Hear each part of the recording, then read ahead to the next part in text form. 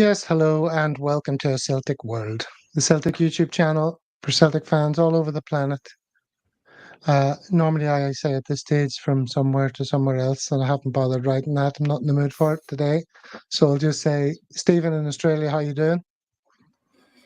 Yeah, not too bad. All things considered, Gav. Bit grumpy, which is to be expected, having been up half the night watching football, which didn't end well for us, as we'll discuss later. But another interrupted night of sleep, so not in a very good mood. And Jerry in Singapore, long time no see, Jerry. How you been keeping? Long time no see, Gav. Not bad, not bad.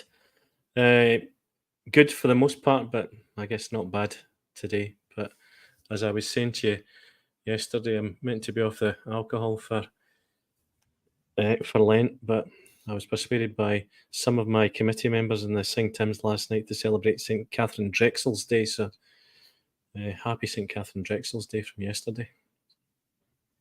It's a day that we all have marked in our calendars, no doubt.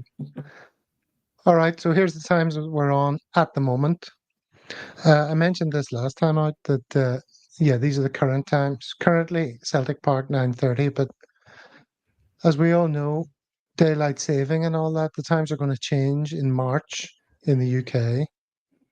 So our times are going to change that we go out in UK time. We're going to go back to the 10:30 slot because we can't bring everyone forward an hour, Steve, right? That would be unworkable for many people.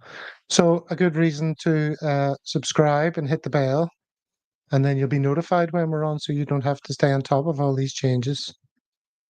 Isn't that a particularly good reason, Stephen, for somebody to hit that subscribe button? It's an excellent reason. If you need a reason, I mean, the quality of the broadcasting should be enough reason alone. But you know, that's extra incentive.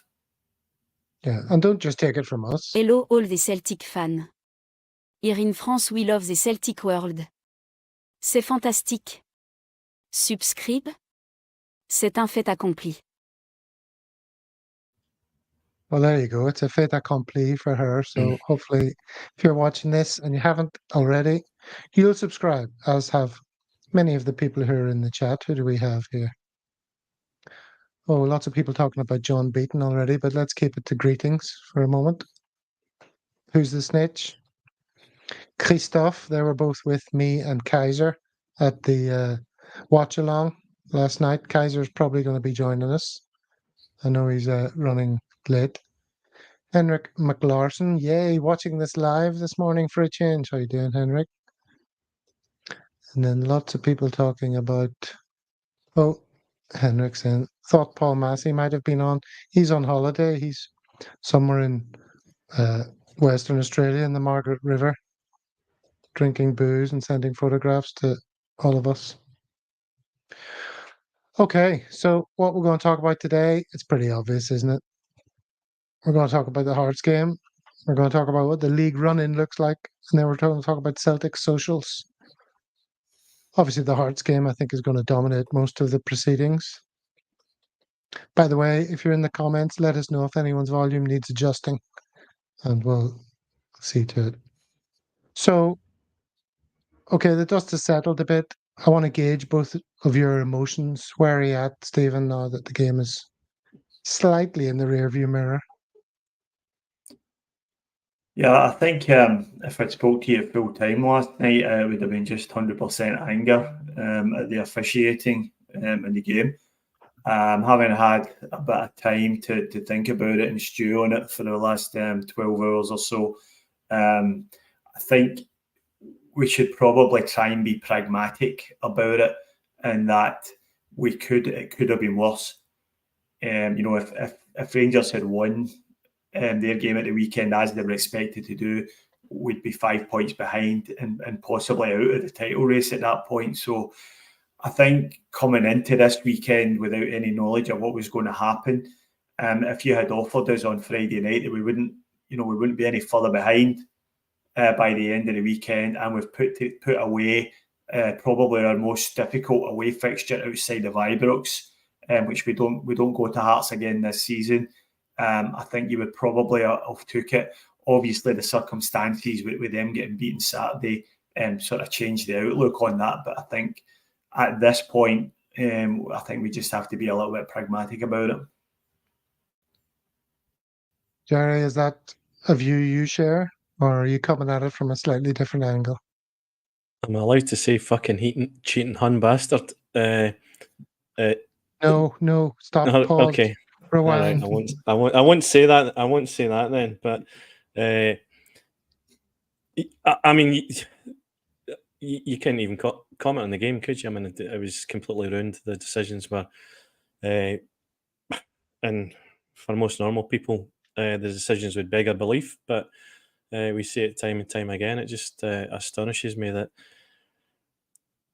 that we accept, or it is acceptable, that level of officiating is the norm. Particularly, it seems, in matches that Celtic are playing in. So, again, I just find it incredible that Beaton can sit in his bigot bus and completely change that game, destroy that game both as a footballing spectacle and as our chance to go top of the league. So, I'm saying, I mean, when we went 1-0 down, when we lost Yang, and then, I mean, the penalty. I mean, it was. I was actually at the penalty. I was saying just about to say to the boys that I don't know if you recall Adam Ida's interview a couple of weeks back when he was being asked about taking penalties, and he said, "I've never missed one. I don't ever remember missing one." Well, he's unfortunately breaking that record. He should have scored that goal, and if he'd scored that goal, even if we'd lost a man, I think it would have been a different game. But yeah, I mean, the Beaton should never be let near any football game again. Never mind a Celtic one, in my opinion. Okay, well, it was a football game, and we have to do it justice and talk through what unfolded in the order in which they did. Stephen, let's start as we always do with the team news. I don't have a graphic for it, but was the team much what you expected? Yeah, I think it was, and I think it was probably what everyone was expecting. The news had filtered through that McGregor had picked up an injury, and I think everybody expected, Iwata would just slot back into that position, and further forward Bernardo would come into the team. But I think that it just underlined the fact that we really miss Callum McGregor. And we don't function as a team properly without him. But as far as the team lineup goes, I think it was what everybody was expecting and hoping for, given the fact that Iwata, got some decent reviews for the last couple of performances.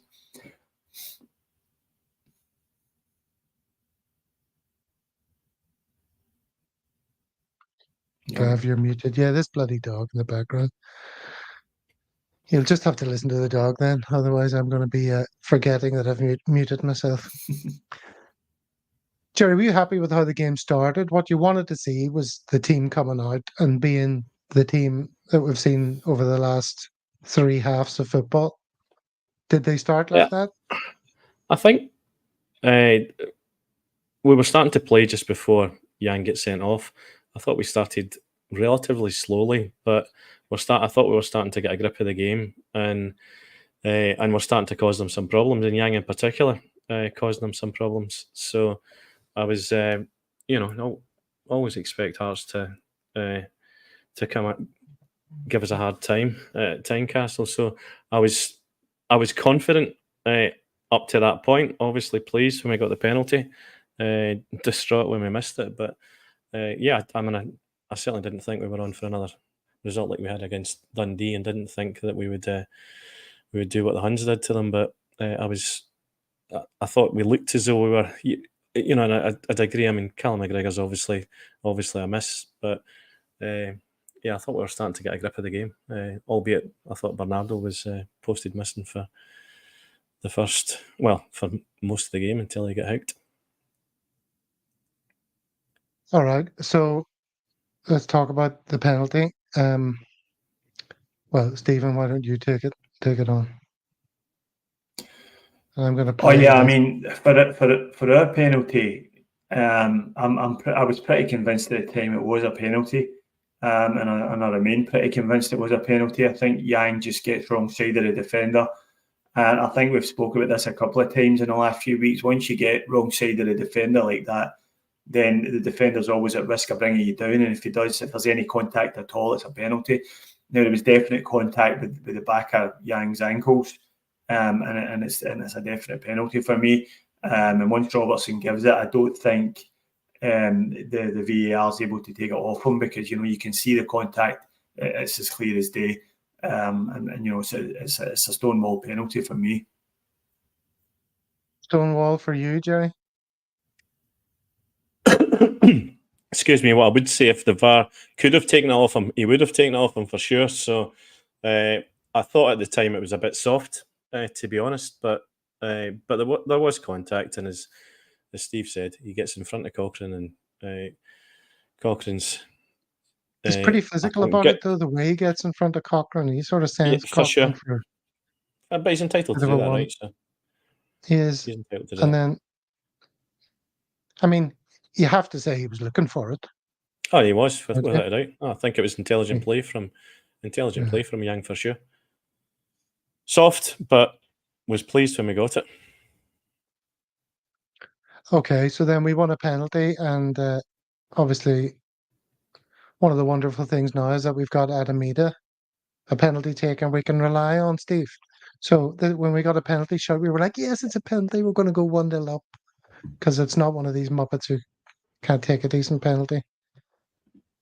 And then look where he sticks it, low and in the middle of the goal, and not particularly hard. Yeah, it's just an awful penalty, and for a guy who's been so confident in his other penalty kicks, he's just strode up and hit it with power and pace into either corner, which is what you should be doing every time. It was just a ridiculous penalty to take, and I know every penalty has a chance of being saved, but I think the rate of scoring penalties sits between about 75 and 80%. And we are sitting this season, we've missed 50% of our penalties, and that's just simply not acceptable for professional football players. And his attempt there was just awful. It was just terrible. He doesn't even, if he's going to go down the middle of the goals, he's trying to be clever. He's trying to give the keeper the eyes and send him the wrong way and just play it into the empty net down the middle. But he's got to lift it higher than that if he's going to do that, because there's always a chance a trailing leg's going to catch the ball, which is exactly what happened. So he made it easy for the goalkeeper, and it was just an awful penalty kick. What we do about this, I've got no idea. It must be a character issue. It must be a bravery issue. And we just seem to fold and go to pieces whenever we step up to the penalty spot. And we really just have no one at the moment we can depend on. If we get another penalty on the weekend, I would suggest giving it to Ida again, just to try and get him back in the saddle as quickly as possible. But I don't think we've solved that problem yet, because it was just a pretty poor penalty. Yeah, so that was a great chance for us to get our noses in front, get the early goal. Would it all have been very different if that penalty had gone in, Jerry? Yeah, I think it would have. I also think if when we were 1-0 down, if we'd scored an equaliser, it would have been different as well. I thought Hearts, we were starting to rattle Hearts. If we'd gone 1-0 up, then I think we would have gone on and closed the game out prior to the sending off, obviously. But yeah, so I think there would have been a reasonable chance. I think we could have got a result, even if we're down to 10 men and we're 1-0 up. But I agreed on the penalty. It was a shocking penalty. It was, in fact, Joe Hart had more difficult passbacks to deal with through the game than that penalty was. So it's fair to say that was a defining moment, but possibly not the defining moment. There was quite a few big fucking incidents. And then the sending off came from the passage of play immediately after the penalty, really, didn't it? Didn't take long for that to happen. Now, we might have some divided opinions on this. But you can see Cameron Carter-Vickers. Oh dear, he plays the ball over to. I don't know why this is suddenly happening. That'll maybe help me at the copyright. He plays like a sweeping forward ball there to Yang, and it pops up, and we all know what happened next. You know, he raises the leg. He's trying to bring the ball under his control, and the guy sees the ball's in the air and comes running in. Now,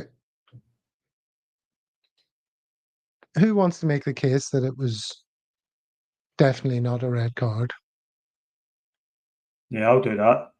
I'm quite I happy to thought do you that. It's never a red card in the history of football. That he's not even made any contact with the guy's head. There's no intent there. There's no malice. He's not kicked out. He's just basically tried to flick the ball over the guy's head. He took a bad touch, and I think, you know, the referee has called it correctly. It was a yellow card for dangerous play, but to go to the monitor for that is just bizarre, but not surprising. There was nothing in the challenge at all, and we've seen very similar challenges to that go unpunished. In fact, we had one last week in the Motherwell game where I think it was Maeda took a kick and, you know, round about the face, but the ref, I think the ref issued a yellow card at that time. It was just a foul and nothing else. So there was no malice in it. There was no risk. The guy never got touched and then went down holding his face, which didn't help proceedings. But, you know, Beaton on VAR, as Brendan mentioned after the game, just couldn't wait to get involved there. Saw an opportunity to directly influence the course of the game, and took it. And that's just to be expected.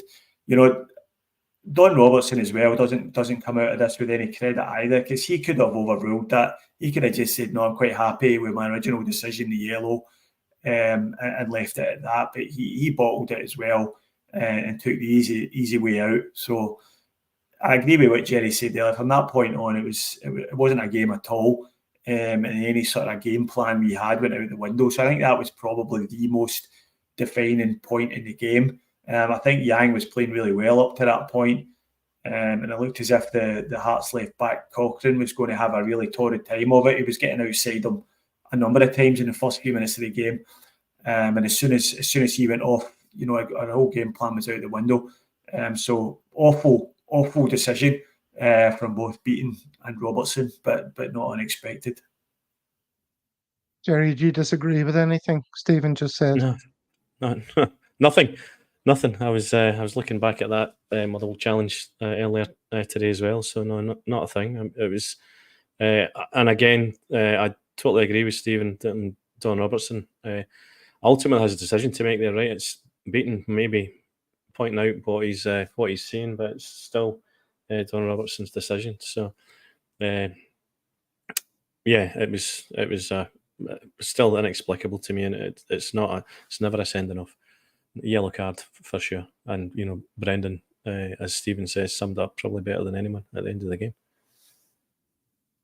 Well, inexplicable, and Brendan did say you've got to ask John Beaton what's he saying. Well, let's try and do that. He's saying that the ball comes up, hits Yang in the midriff somewhere, and sort of spoons up in the air. So he's not in control of the ball at that time, and it's also not right in front of him. It's kind of out to his right a wee bit. And the Hearts fella comes in at it with a head. Meanwhile, he's tried to take it down with his foot.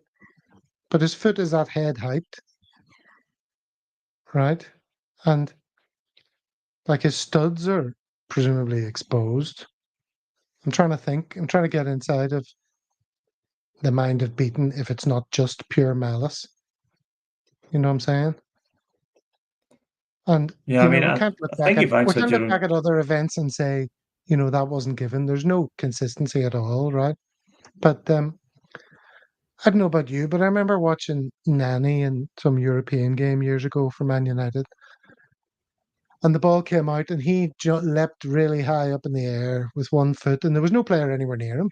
No player. He had no idea there was any player anywhere near him, and he goes to take the ball down from way high up. And from nowhere, an opposing player arrived on the scene with his head at the same time, like blindsided him, came in from his blind spot. And he was sent off in that game because his foot was raised, it was at head height, studs were showing. You have to protect the player. You mentioned malice and stuff, Stephen. Is that part of the rules even? Well, I think the rules are endangering an opponent, isn't it? And you know, at no part of that did I think he was endangering the Hearts player. You know, even if he had grazed the guy's face, there was no force, and there was no forward motion from his foot. He wasn't kicking out at the guy. It wasn't as if he swung a boot at him. You know, if he'd swung the boot at him, even if it was accidentally, he caught him in the head, then, you know, fair enough. But I've seen a few people today comparing it to a sending off that happened in a game between us and St Mirren earlier on in the season when the guy caught Joe Hart in the head with a high boot. But that was completely different. The guy actually in that case did kick out, and there was forward force from the foot, and he did connect with Joe Hart's head. And you know, that's a different case completely. But there was nothing in it at all. And you know, if you've got to ask yourself the question: if the referee had just let that go as a yellow card, would anybody have mentioned it after the game, saying that should have been a red? I don't think they would have. I think they would have said, "Yeah, fair enough, yellow card," and on we go.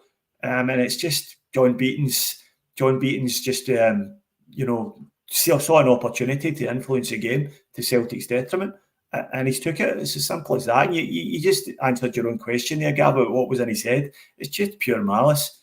And Jerry summed it up earlier. A guy that should be nowhere near a Celtic game, and nowhere near any game involving Celtic or Rangers, because he just can't hide his bias.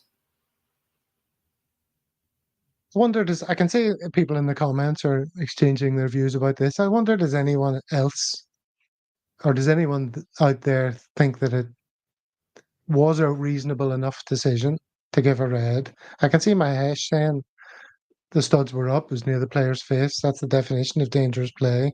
Yang was an idiot. He could just as easily have shepherded the ball out and avoided the red.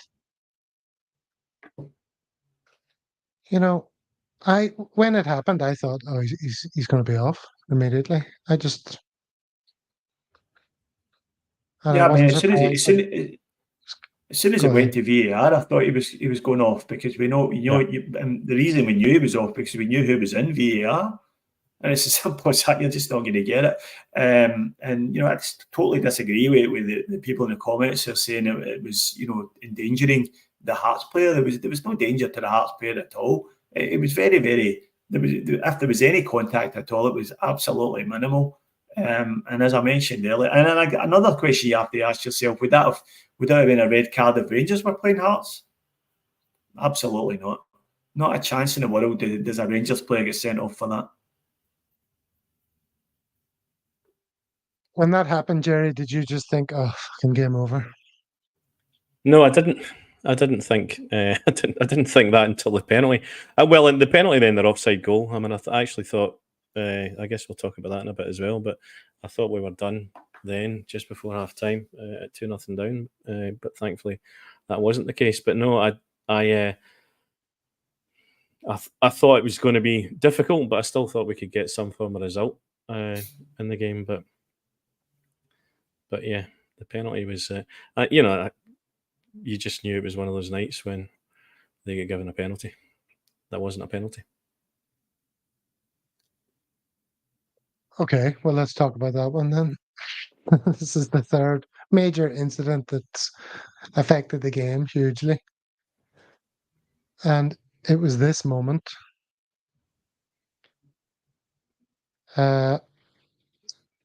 Jerry, why don't you take it away? Talk us through this. It's if the first one beggared belief, this one is just absolutely ludicrous. I mean, Tomoki has got no idea where that ball is. He's taken when Ali's gone up to challenge for that ball, he's taken a nudge. He's nudged Tomoki in the back. He's knocked him off balance. His arm's gone out as a result of that. You know, there was no advantage to anyone gained by that ball colliding with Tomoki's arm. I mean, just an absolute farcical decision, just unbelievable. As far as I'm concerned, just unbelievable. And and if the rules of the law state that that's a penalty, then there's something very sadly wrong right now with the handball laws in football, and that's absolutely ludicrous. Well, there is something very wrong with the handball rules, and I've been watching this this podcast called Whistleblowers or something. What's it called? Whistleblower Referees Podcast. Let me see if I can play this and see if you can hear it. But they had Keith Hackett on one of their earliest shows. They've only just started this podcast. Hardly anyone's watching yet. But it's a couple of guys, and they're based in the States, and they're young referees, and they're planning to talk about various incidents and stuff. I didn't get a chance to get them to respond to this one or anything yet, but let's see if you can hear this.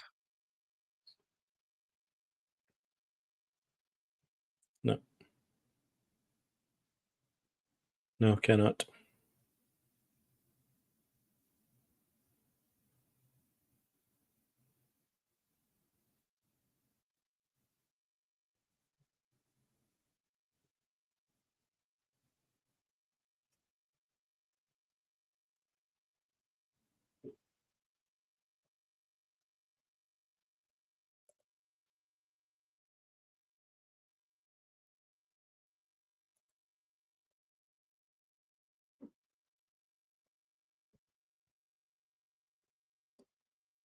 We can't hear that, Gav.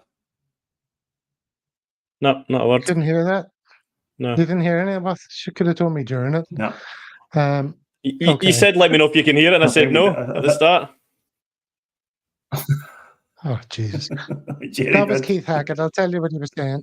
He was reading out the 1936 rules on handball, and he was saying it's a handball if the player intentionally uses his hand or arm, if he carries it, if he strikes it, or if he deflects the ball using his hand or arm intentionally. That is the rule back then. And now the rule on handball is it's probably about 5 pages long, with all this bloody interpretation of making yourself bigger and all that. Well, according to the Scottish head of referees, Crawford Allen, there was a summit during the closed season designed to eradicate all the sort of misinformation and confusion about the handball rule and the consistency surrounding it. And that was supposed to have been sorted for this season. And you haven't really seen too many controversial handballs being given or not given this year. But that one was an absolute doozy. And, it was clear, if you actually look at the rules for handball, if it comes off another player and then into the player's arm, it's not a penalty. And then that's what happened in this case. So even if you apply the rules of the game, it doesn't matter if you consider the fact that Awata is looking away or he's not even he's not really involved in the game, and he takes a push in the back from Alistair Johnson. The rules of the game state that it's not a penalty, and that's it. That's the end of the story, and it should have never been sent up to VAR again. And this is the one in particular.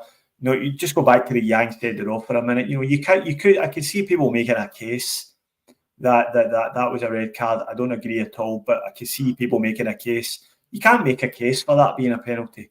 You just can't, and that's really underlined and underscored by the fact that Chris Boyd, the arch Hun in the Sky Sports studio, said it was a farcical decision and never a penalty. So when Chris Boyd is saying that, then you absolutely know that was never a penalty. And for that decision, and with Robertson and Beaton coming up to the conclusion that was a penalty, then neither of the two of them should referee another minute of Scottish football this season. It was absolutely disgraceful. Jerry, I'll ask you the same question. Do you disagree with any of what Stephen just said? No, they should be tarred and whatever you used to do to criminals. What do you used to do? Tar and feather them. That's what should happen to those two bastards. We should... No, actually, we probably shouldn't say that on here. But they should be tarred and feathered. Disgraceful. Absolutely disgraceful. Is anything going to come of this? Is our board going to start shouting and screaming? Are we going to demand that he never referees us again? Are we going to look for a meeting, hammering down the door of the SFA? No, we won't. I think what will happen is Brendanrodgers will be spending a couple of weeks in the stand, and he'll get a heavy fine. The SFA will back the referees, and that'll be the end of it. And to be honest with you, just like everything our weak board does, they won't do anything at all. They'll just sit in their hands and let this play out, and let other people take responsibility for it. Now, the time to confront the John Beaton issue is long gone. You know, that train has long left the station. I think it was the infamous photo of him having pints in a Rangers pub after a Celtic Rangers game, where he denied Celtic a last-minute winner, a Stonewall penalty. And then he made his way straight to the Crown Bar in Bellshill. I believe that was around about 2018. You know what I mean? That was 6 years ago. And he's been a grade one referee for all that time. Now, at that time, that's as blatant a get it up you to Celtic as you could possibly have. You know, and that's the time Celtic should say, wait a minute here. You know, why is this guy refereeing our games? Why is he refereeing Rangers games? And that was the time to take action. But they've let it slide for far too long now. And I can't see them doing anything apart from potentially making comedy quips at AGMs about it. That's probably as much as you'll get out of our board. But it was left to Brendan to take the flag, and he's the one that will cop the fine. And he's the one that will probably end up getting a touchline ban for a few weeks. What does it say about Scotland, Jerry, that it's the only place I know where referees don't have to declare their allegiances, and where things like this, it's on the screen, which is him in the pub, the Crown Bar, attract absolutely no response from the officials?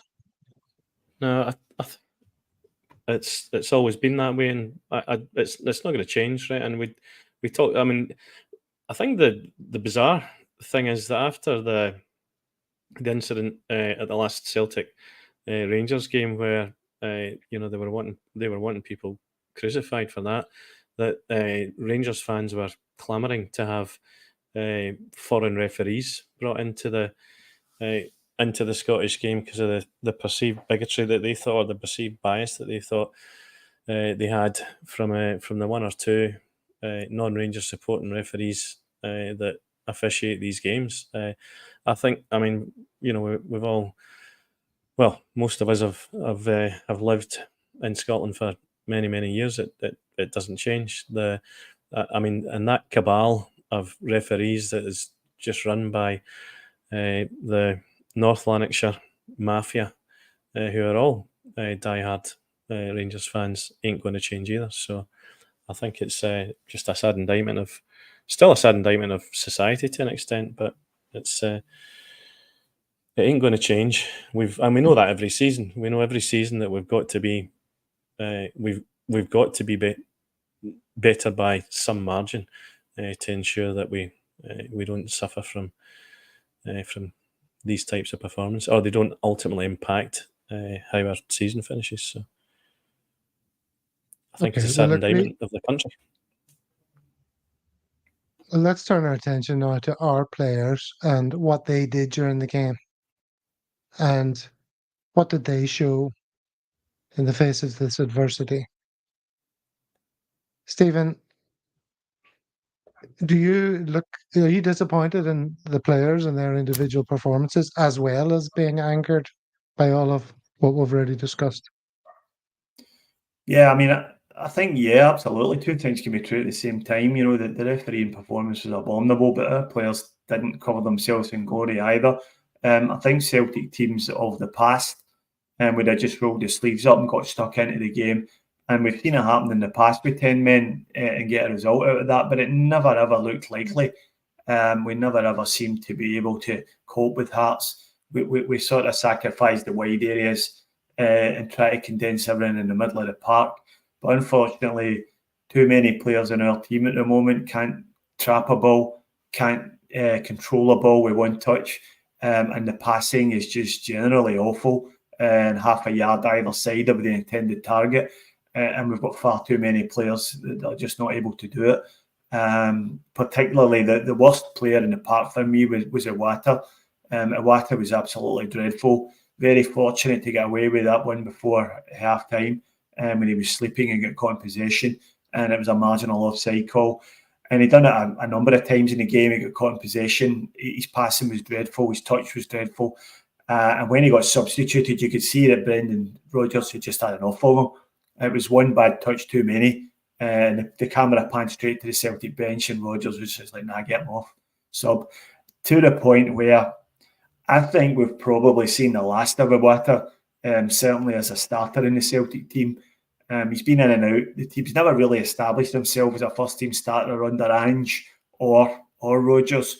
So, and I think there seems to be this misconception out there among a lot of fans that he's some sort of defensive midfield genius, that we're just not using properly, or that we're just not unleashing at the correct time, and he's been kept out of the team unfairly by Callum McGregor. But we got a look at that yesterday, and he's just not a very good player. That's the bottom line. So I think he'll be back in Japan next season, probably on loan, and I don't think you'll see that much of him for the rest of this season. Maybe a little bit off the bench, but definitely not as a starter. But he wasn't the only one. We were sadly lacking in leaders. We were sadly lacking in anybody to roll the sleeves up and get stuck in. Everybody seemed, particularly with second goal, and still had half an hour to play in the game. But everybody, you could see it written in their faces that they were just like, oh, well, we've got an excuse for today. The referee's, terrible, and he's gave us these bad decisions against us. So that's an excuse. So let's just get off the pitch and get up the road. And no one seemed to be particularly caring that we were losing the game. So loads of blame to go around, but Iwata was the main offender for me. Yeah, no, before the game, this is to Frank's point. Frank says we had a physically and mentally weak midfield trio up against a swine castle rabble of 5. And so Brendan knew that any kind of draw yesterday was going to be near miraculous.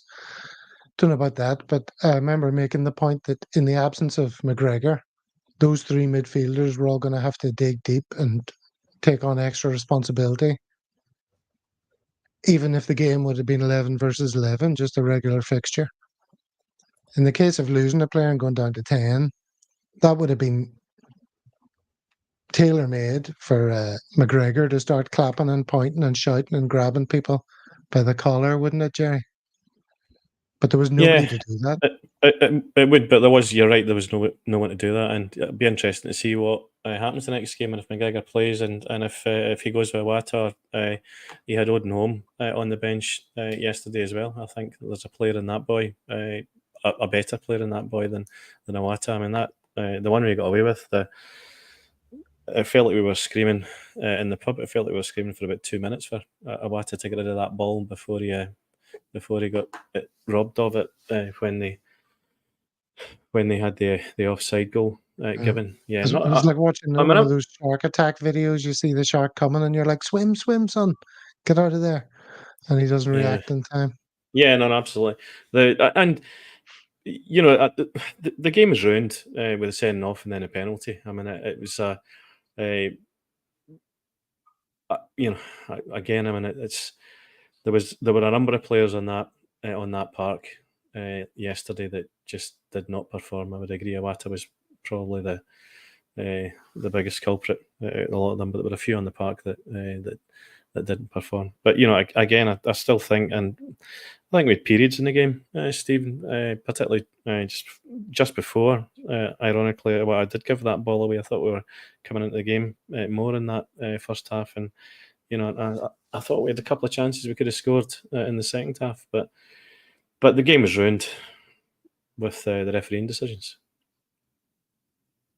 I think the second... Mr. Attenborough, hold on, let's deal with this just first before I let you go, Stephen. Mr. Attenborough, that's a reference to me.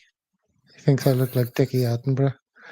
Needs to concentrate on the cheating, not on our players. Well, we talked about the decisions for the first half hour of the show.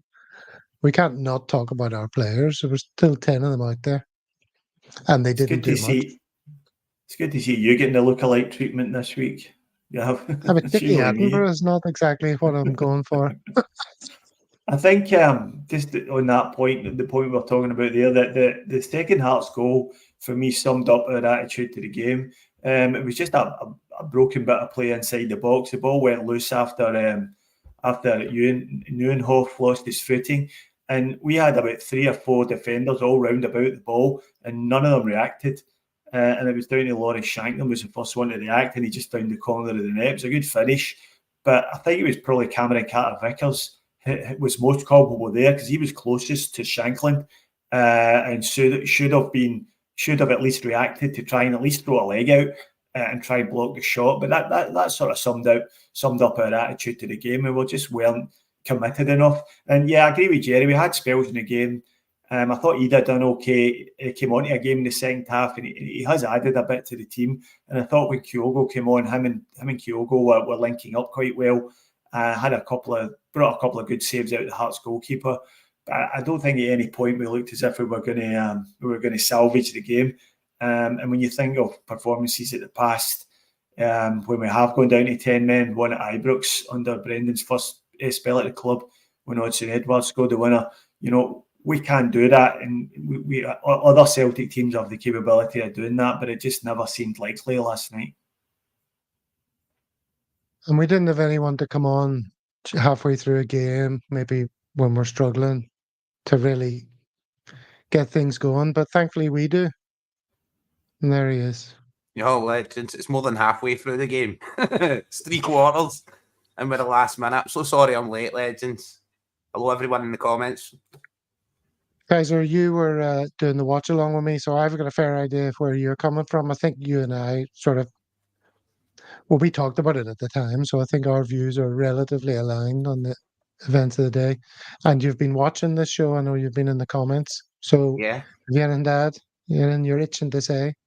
No. I think a lot of what Stephen says is pretty much spot on. You know what I mean? He's came across, he's explained it well.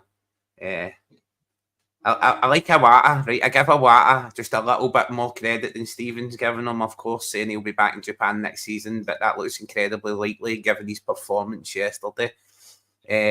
After watching the game with Gav, I did look at the players who had played, and I did go back and watch highlights and stuff of the game, Gav, later on, even though I said I wasn't going to, you know what I mean? I ended up going back and watching, just trying to pick out and see if I could see anyone who really wasn't performing. And it was much the same. We just never picked up any emphasis after the sending off and stuff like that. You know what I mean? We just couldn't build into the game.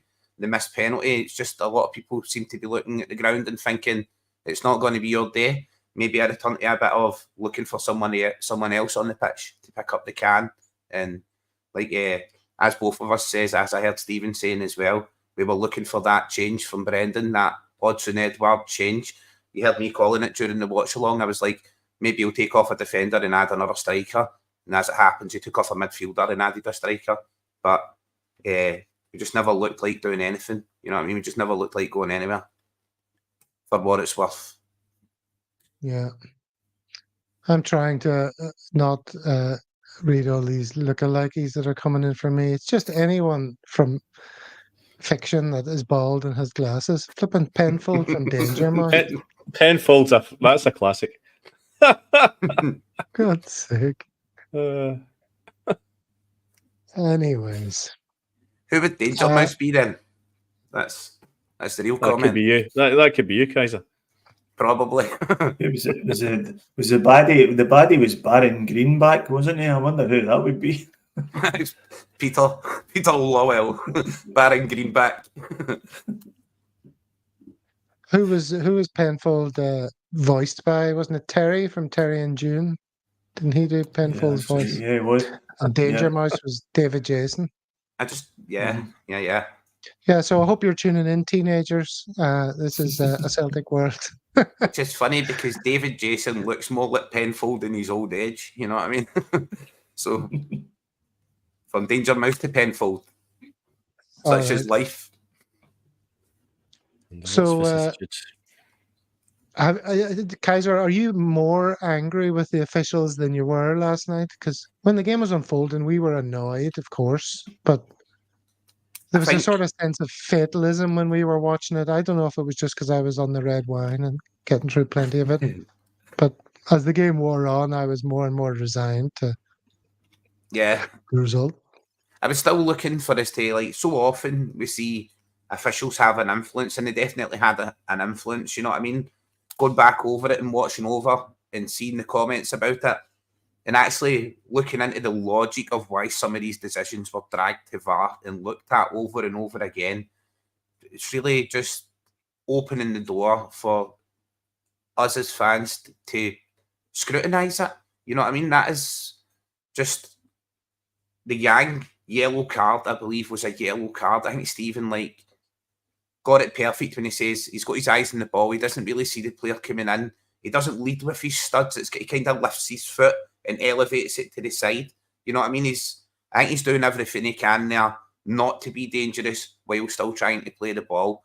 Thoroughly a yellow card. The red card for me just ruined the game. It was just over officiating, just heavy-handed Gestapo tactics to ensure that Celtic didn't thrive in a weekend where we should have been one step forward, and we ended up staying exactly where we are. And that is the silver lining to it. We've not lost any progress, and we've not gained anything. We stayed exactly where we are. Well, that's a good way to lead us into the next bit. Yeah, we've lost nothing over the weekend. That's how you started it, Stephen. If you'd known before the weekend started that this is where it would be, you wouldn't be furious. Because it looks like it's coming down to the matches against them. But the fear is surely that, if there's so little between us, that if the likes of Beaton want to put his thumb on the scales, he can decide where the trophy's going this season. Yeah, I mean, it's up to us to apply the blowtorch though to the officials, and I think that was a lot of that was where Brendan was coming from. Now I mean, I don't think anything substantial will come from Brendan's comments, but he has raised the issue now. It's out there in the public domain. So, and I think it could be slightly less likely that some Hun official somewhere will find something to give against Celtic from somewhere. So in that way, we can certainly bounce back from this. Rangers showed at the weekend that they're not a great side themselves. The games are kind of running out a bit, and it does look as if now we're going to have to take something from Ibrox, but we're certainly capable of doing that. And certainly if we get Callum McGregor back and hopefully Rio Hatate as well before that game, I think that makes a big difference to the Celtic team. And I think I wouldn't rule out the fact that we could go to Ibrox and win. But it's all to play for now.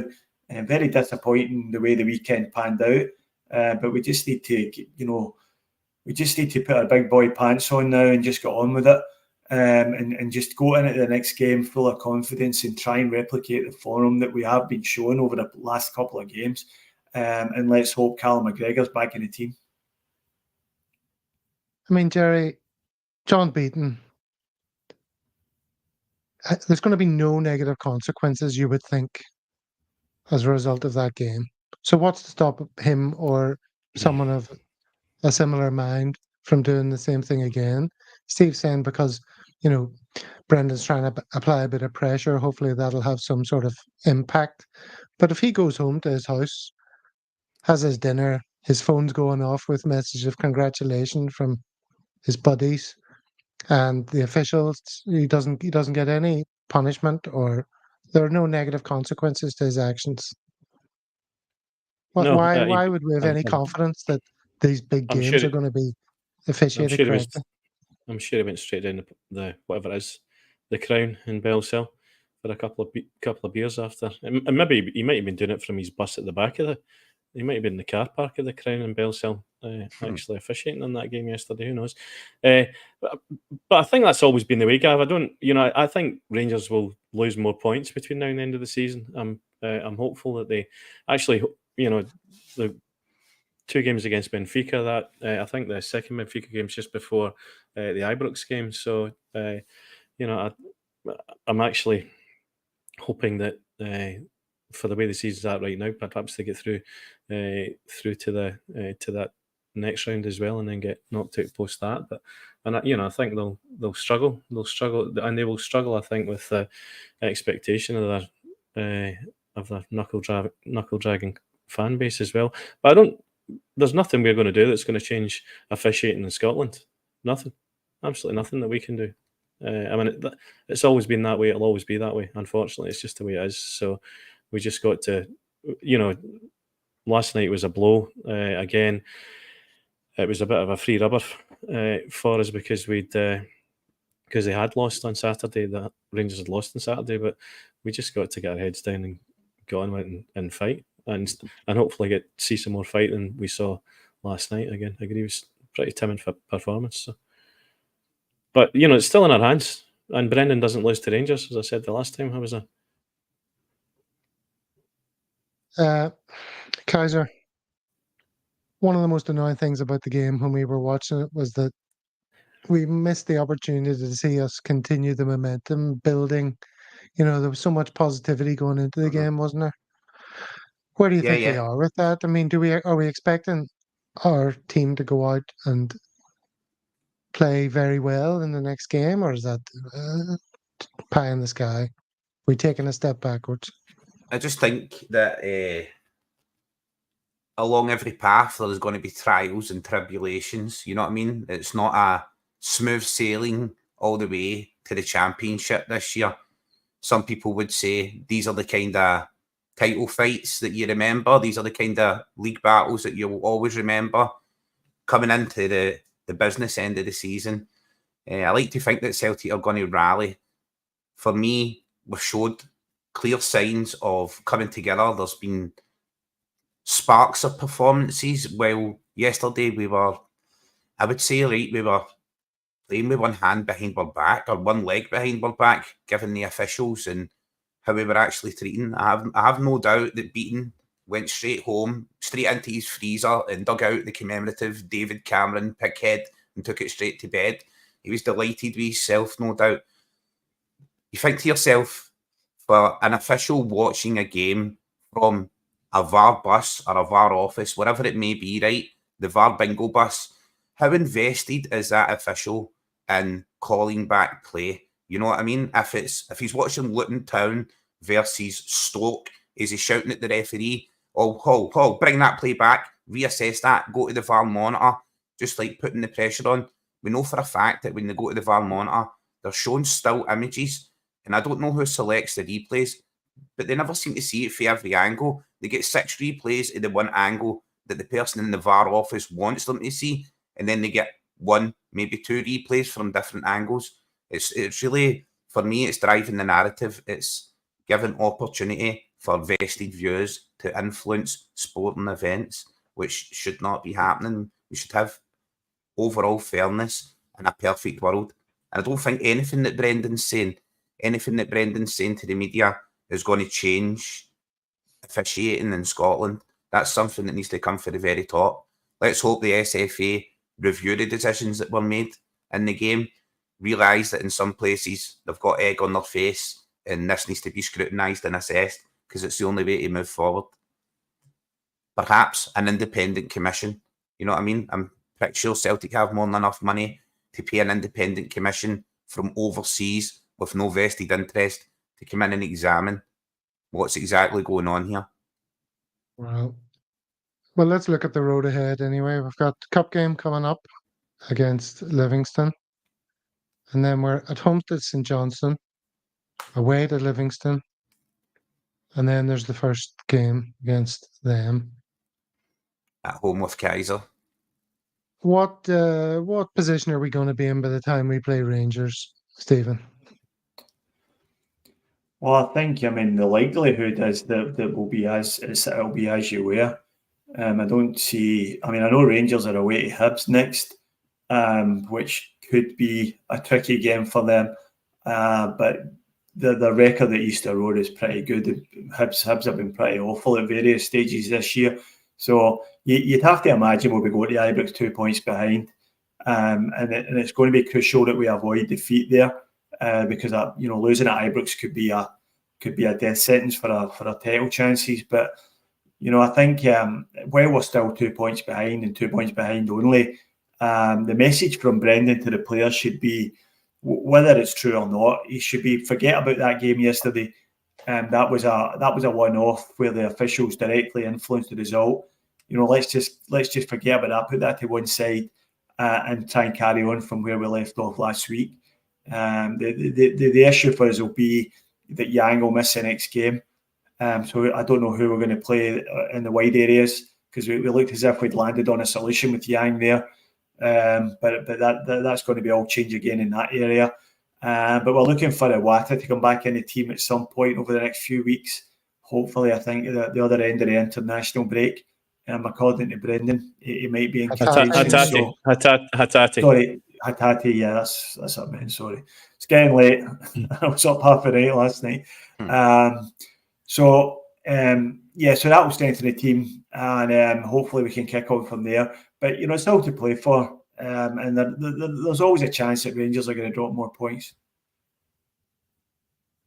Chris Fraser says, let's be honest, VAR is killing the beautiful game. I don't know if that's a picture of Chris. If it is, how you doing? The beautiful game. How you doing? Gav is available on all major outlets. OnlyFans is being employed. He'll even wear his Penfold suit for you.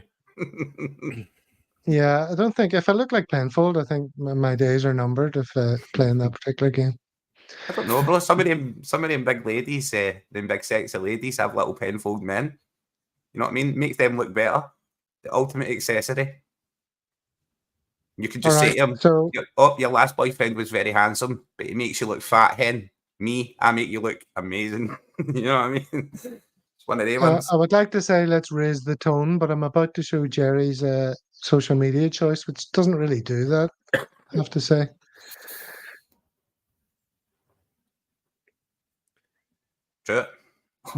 True. I'm not going to read that out. So for those who are listening to this as a podcast, it's just what you describe it, Jerry, without saying the key words. Just saying, it's highly unlikely that it's very unusual to find Rangers at the top of the league, and almost as unusual as finding an elephant up a tree. So that was all it was saying, really. But one thing's for sure, neither the elephant's going to stay there, nor will Rangers stay at top of the league. And I think we'll be a point ahead of them by the time we get to Ibrox. I think Hibs will knock them out of the cup, and then they'll do them in the league. Well, you never know. I mean, things change all the time. It's a very unpredictable period of the season. So unpredictable that I was hoping that I could use this as the thumbnail for today's show. But unfortunately, it didn't really go that way. I was expecting him to put in a man of the match performance and we could all but alas, no. Unfortunately, that's not the case. The one thing I've got to share for social media is this. Don't know if you've seen this. Brazilian soccer is wild. The Botafogo player drags his injured teammate back into the field to try to waste time. Then the Fluminense players drag him back out so that the game can go on. This is funny.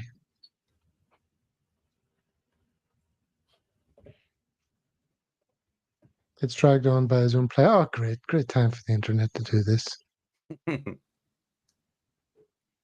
There's not supposed to be any sound on this. Look at that. They dragged him straight off again.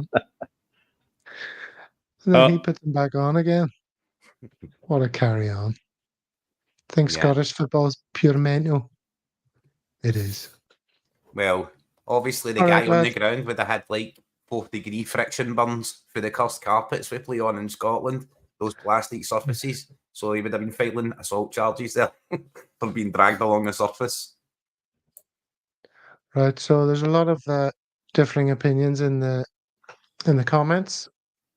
some positive, some negative. It's good to see. But, such is life. All right, well, we live to fight another day. As we said at the very start, Stephen pointed out, we're no further behind, really. We're one goal further behind, is it, on one or two? On one, I think, yeah. Goal difference. But, yeah, hopefully we will not live to regret that. It's all about the points. And we'll see you on the next show. Gentlemen, thank you very much for being with us. Stephen and Jerry and Kaiser, have you any closing thoughts? No, Keep the none faith. at all. Hail, hail. Yeah, stay blessed, legends. Still in the fight. There will be thrills and spills. Hopefully, it's in our hands. It comes down to Ibrox and Parkhead, and we can make the difference where it matters. You feeling positive, Stephen? Yeah, you've got to be. You've got to be. I think we had the momentum in our favour before the game this weekend, and I think if we can recapture that for them. I think we'll go a long way to winning the league. I think Rangers are no great shakes, and I can see them. They'll be up against it as well. It's points over the next few weeks, so yeah, there's a lot of twists and turns to come. Well, one thing that'll keep us positive is if people are watching this and they haven't already, they'll hit that subscribe button, get our numbers up. We're at mid 900s only, but looking forward to getting into 4 figures. So you can make that happen. Every subscribe makes a difference. Now, right, Kaiser? Yep, every single one. Every like makes a difference. It helps combat the YouTube algorithm, pushes the podcast up when people search for Celtic and podcasts, and also sharing the stream to your social media helps the team out. We go nowhere if you don't help us, legends. So thanks very much for that. I mean, you can tell Kaiser's a professional. Well All right, said. lads. Until next time. Hail, hail, guys. Keep the faith. Hail, hail. Yeah. Hail, hail.